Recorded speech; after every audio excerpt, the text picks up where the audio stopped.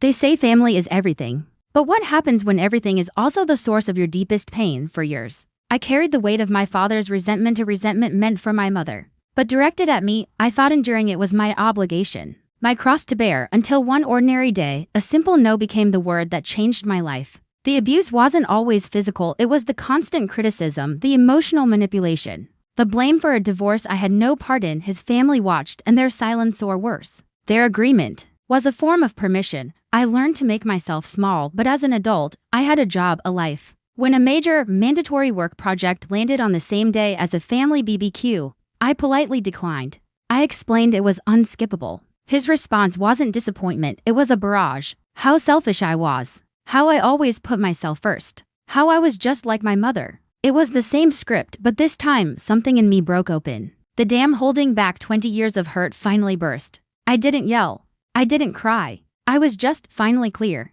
I told him he was a bully. That his grief was no excuse for torturing his own child. That I was done. The line went silent, then he hung up. And I knew it was over. The fallout was instant. His family, my extended family, rallied to him. I was called cruel, disrespectful, too sensitive. They chose the abuser over the abused, just like they always had. So I made a choice too. I chose me. I blocked every single one of them. That was 15 years ago. The peace I found was immense. But let's be clear, this peace has a price. There's a hole where a family should be. Holidays are quiet. There's no shared history with those people. I chose mental survival over familial duty. And that is a lonely path to walk, even when you know it's right. This forces an uncomfortable question: is cutting off a parent hand, by extension, an entire family branch, ever justified? Is 15 years of silence a healthy boundary, or a perpetuation of the very rift you were trying to escape? Does the child, even as an adult, owe the parent a path to reconciliation? Or is the duty to one's own well-being the highest priority?